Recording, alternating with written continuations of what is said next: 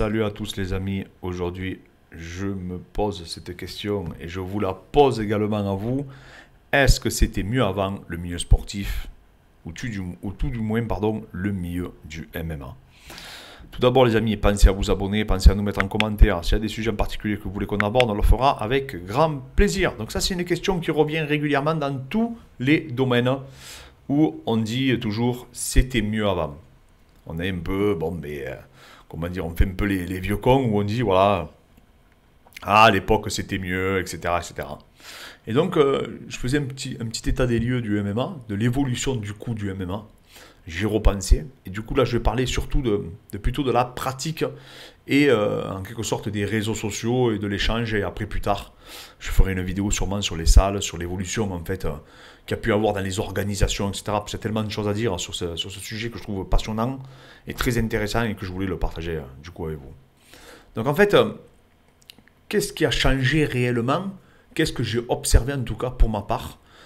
Premièrement, c'est les fans.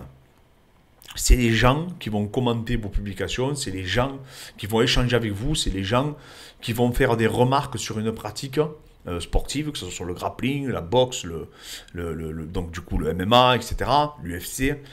Et c'est vrai que c'est là où je trouve qu'il y a eu la plus grosse évolution réellement ces dernières années. Je m'explique, avant, c'est vrai que c'était souvent les gens qui allaient vous commenter vos publications sur les événements, sur la préparation, sur les entraînements. À 95%, c'était des pratiquants ou des véritables passionnés. Donc, c'est-à-dire que c'était vraiment un milieu restreint. Je vous rappelle que c'était illégal, hein, la pratique du MMA. On pouvait s'entraîner, mais on ne pouvait pas faire des compétitions. Et encore, c'était un flou juridique, c'était très, très, très particulier. Et du coup, il n'y avait pas beaucoup de salles, quoi. Moi, pour ma part, à Montpellier, il n'y en avait qu'une. Et dans les alentours, voilà, il n'y en avait vraiment, vraiment pas beaucoup. Dans le sud de la France, franchement, il n'y avait quasiment rien. Donc, c'était très difficile de pouvoir pratiquer cette discipline. Et en général, on était obligé, du coup, de s'entraîner dans plusieurs clubs. Donc, en fait, du côté de la pratique, c'est positif ce qui s'est passé. Pourquoi? Parce que maintenant, il y a plusieurs clubs où on peut pratiquer, du coup, toutes les disciplines qui composent le MMA, plus faire du MMA. Alors qu'à mon époque, comme je vous ai déjà témoigné, j'étais obligé de m'entraîner en lutte à 7, en grappling, j'allais m'entraîner à Saint-Jean-de-Védas, et en MMA, je m'entraînais chez moi ou en boxe chez mon oncle. Voilà. Donc j'étais obligé de faire plusieurs clubs, en fait, pour pouvoir réaliser, du coup, être complet, quoi. Donc c'était très compliqué. Et on faisait beaucoup plus de routes, on était plus impliqués parce qu'on n'avait pas le choix, hein. Vous savez, de toute façon, vous faites avec les moyens que vous avez. Mais c'est valable pour tout, hein. Je veux dire, les vieux, c'est pareil. À l'époque, ils prenaient moins de jours de repos. Vous avez bien vu, nos parents, et nos grands-parents, c'était encore pire, hein. Donc en fait, voilà. Et souvent, tu t'adaptes au contexte dans lequel tu évolues. Et c'est vrai que de cet aspect-là, on a du mal, nous, des fois, les entraîneurs, à se rendre compte, en fait, pas de, je dirais pas de l'ignorance de nos pratiquants, mais de nos élèves, mais des fois, c'est vrai que des fois, ils ont des discours. Mes élèves, je me dis, mais vous vous rendez pas compte la chance que vous avez aujourd'hui de voir tout au même endroit. C'est une chance inouïe. Avec des mecs qui ont des connaissances techniques vraiment approfondies. Avant, nous, je veux dire, on découvrait quoi. Moi, mes entraînements, franchement, c'était bidon. Je faisais ce que je pouvais. Ce que je voyais en vidéo, j'essayais de reproduire. Voilà, on faisait ce qu'on pouvait, quoi. On était des bricoleurs. Parce qu'on n'avait pas le choix. On n'avait pas le choix. Et c'est vrai que du coup, on était moins nombreux et qu'on était vraiment entouré de passionnés. Pareil, sur les remarques, sur les commentaires, sur ce qu'on partageait au quotidien. Effectivement, on avait plus des personnes qui venaient nous commenter, nous parler, etc., mais qui savaient de quoi ils parlaient. Et là, aujourd'hui, ça, c'est vraiment, je pense, le truc qui a changé le plus, pour revenir à ce que je disais au début, c'est qu'aujourd'hui, j'ai des gens, mais ils me commentent, je me dis, ou ils commentent, alors encore sur la chaîne, on va pas se plaindre, parce que franchement, on a une super communauté, mais des fois, je vois des trucs sur Facebook, ou sur les grosses chaînes comme La Sueur et tout, des fois, je lis un peu les commentaires, mais je me dis, mais c'est pas possible qu'on peut pas dire des trucs pareils. Genre, les mecs vont dire, oui, moi, je fais de l'UFC, McGregor est plus fort en UFC que l'autre est plus fort au sol, genre, mais des trucs, tu te dis, mais c'est quoi ce truc? Et en fait, je me dis que ben, c'est ce qu'ils doivent penser de moi, les gens, quand je parle de foot. C'est-à-dire qu'un entraîneur de foot, quand il doit m'entendre parler de foot ou commenter ou lire les commentaires, si admettons je mets un commentaire sur le foot, ben lui il doit se dire mais qu'est-ce qu'il raconte Marcou sur le foot parce que je connais rien moi au foot. Et en fait du coup, nous on s'en rend pas forcément compte quand on commentait peut-être quand on allait discuter d'une autre discipline. on était pareil, on était passionnés, donc voilà, tu vas supporter une équipe et inconsciemment, tu risques de dire des énormités pour quelqu'un, je parle, qui connaît le schéma technico-tactique de sa discipline. Et c'est vrai que ça, pour nous, c'est nouveau. Pour les anciens du MMA, parce que je me considère comme un ancien, parce que ça fait très longtemps, je vous dis, ça fait 15 ans que je suis dans le milieu, et j'ai commencé les sports de combat à l'âge de 11 ans, enfin j'ai commencé un peu plus jeune, mais par le judo, et bien du coup, j'ai vu toute l'évolution des mentalités, j'ai vu les premiers événements en France, etc. On a nous-mêmes organisé des événements. Et c'est vrai que cette évolution, je l'ai vue. Je ne vous cache pas que c'est ce qui est pour moi la plus grosse différence. C'est qu'aujourd'hui, il y a des mecs, ils te commentent, mais tu te dis, mais c'est pas possible, il s'est perdu, c'est impossible. Il ne peut pas regarder ou comprendre ce que c'est le MMA. Mais parce qu'en fait, le MMA s'est popularisé. Le MMA est en train de devenir populaire au même titre que le foot, au même titre que le basket, au même titre. C'est un sport qui explose tout simplement, que ce soit dans sa pratique ou au niveau médiatique. Moi, je le vois avec Abdul. Par exemple, Abdul, vous allez à l'ARES, vous allez même à l'UFC, il a pris des je sais pas combien de photos, c'était incroyable.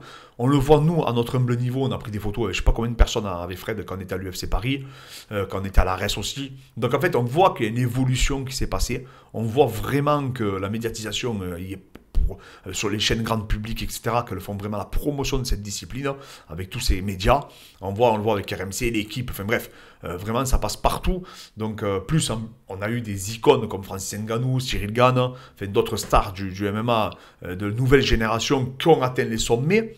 Et on a d'autres nouvelles générations maintenant qui arrivent, avec Saladin, Abdul, Benoît Saint-Denis, fait vraiment tous les combattants qui sont en devenir aujourd'hui. Et donc toutes ces personnes font avancer, c'est des locomotives, mais en plus c'est des locomotives qui aujourd'hui sont accompagnées médiatiquement. Pareil, il y a les événements qui se sont multipliés. Donc aujourd'hui, ça, je ferai une vidéo carrément sur le sujet, mais les événements sont multipliés, les bourses ont explosé. C'est-à-dire que voilà, ça n'a plus rien à voir en fait avec ce qui était proposé à l'époque. Et ça, c'est une bonne chose pour les combattants. Et pareil, comme je vous disais, là, on voyait les chiffres de l'ARES, je crois qu'il disait que c'était 1 500 000 vues sur l'équipe ou tout cumulé. Enfin, c'est incroyable quand on y pense. Donc je comprends qu'Abdul, quand on est allé le chercher à l'aéroport de Montpellier, il y a des gens qui l'ont reconnu. Il y a un mec de la sécurité qui a dit « Ah, t'es pas le Lazy King et tout ». Enfin, il l'a reconnu. Donc en fait, tu t'aperçois que ces gens deviennent vraiment des icônes à leur niveau. Hein. C'est sûr, c'est pas des Mbappé, mais ça évolue. Et donc du coup, je peux comprendre les gens qui disent « C'était mieux avant ». Parce qu'effectivement, peut-être que le débat était un peu plus relevé. Hein. Peut-être que le débat, c'est vrai qu'il était un peu plus en profondeur, etc. Il y avait plus de fond, hein, et peut-être moins de forme, effectivement, ça c'est clair. Mais aujourd'hui, ça fait plaisir de voir cet engouement. Et surtout, c'est réconfortant. On se dit qu'on ne s'est pas battu pour rien. On ne s'est vraiment pas battu pour rien. Et donc, ça, c'est top. Donc, il ne faut pas faire les têtes de mule de se dire, oui, mais bon, ou les vieux cons, oui, mais le MMA, c'était mieux avant. Il n'y avait que des passionnés, que des connaisseurs, etc. etc. Maintenant, c'est n'importe quoi. Parce qu'en fait, c'était obligé. Le sport est passionnant, le sport est quelque chose d'extraordinaire. Et surtout, ça a fait du bien parce que maintenant, il y a beaucoup plus de pratiquants. Il commence à avoir des entraîneurs qui commencent à en vivre. Enfin, ça, c'est génial. C'est génial. Les combattants aussi en vivent. Plein de mecs maintenant se concentrent. On voit plein de chaînes YouTube aussi qui font la promotion de ce sport avec des reportages. On voit les gens s'entraîner, se préparer, souffrir. On voit des gens traiter l'actualité. Non, ça s'est vraiment vachement développé. Et ça, c'est encourageant. Et ça, c'est vrai que voilà, c'est génial. Je vous dis, moi, j'ai vu toute l'évolution. Aujourd'hui, c'est exceptionnel. C'est exceptionnel ce qui se passe. C'est un tournant depuis la légalisation et encore plus maintenant depuis l'UFC Paris. Vous avez bien vu, ils ont vendu 15 000 billets, je crois, en un quart d'heure. Ou je sais pas, ils ont rempli Bercy en un quart d'heure. C'est incroyable, les amis, c'est incroyable. Franchement, il faut dire ce qui est, c'est exceptionnel. Donc ça fait plaisir. Cet engouement fait plaisir. Donc oui, à l'époque... on avait un échange peut-être qui était un peu plus élevé, mais par contre pour la pratique, pour la médiatisation, pour les sponsors, pour tout, c'était tellement plus dur. Vous vous rendez pas compte. Je vous dis, on devait faire de la route, on n'avait pas d'enseignement, on n'avait pas trop accès à l'information, il y avait beaucoup moins de vidéos YouTube qu'aujourd'hui, que ce soit sur la technique, sur le contexte, sur la prépa physique, sur la nutrition, tout a évolué dans le bon sens maintenant. Mais par contre, c'est vrai qu'effectivement, la nouvelle génération, peut-être qu'ils sont moins impliqués, étant donné qu'ils ont accès à tout immédiatement. Et ça, c'est vrai, on le ressent, mais on ne le ressent pas que dans le MMA, on le ressent pour tout. Et il y a beaucoup de professeurs d'ailleurs qui témoignent dans ce sens-là, les professeurs de collège, de lycée, d'école, etc. Donc voilà, je ne pense pas que ce soit un problème lié au MMA, c'est plutôt un problème de société, parce que maintenant on a accès à tout. Mais moi je suis content parce que je peux me documenter de façon scientifique, alors qu'avant il aurait fallu que j'aille dans une fac de médecine, enfin ainsi de suite, pour trouver la bonne information. Donc voilà les amis, voilà, c'était une vidéo que je tenais à vous faire parce que je trouve que c'est un sujet super intéressant. Je le ferai aussi également sur les informations. Merci encore à tous. Pensez à nous mettre un petit pouce, ça ne coûte rien. Pensez à vous abonner si ce n'est pas déjà fait. On vous remercie encore en tout cas. Et on doit tous de toute façon, se battre pour faire évoluer le MMA et élever le niveau en tout cas de débat. Merci encore à tous.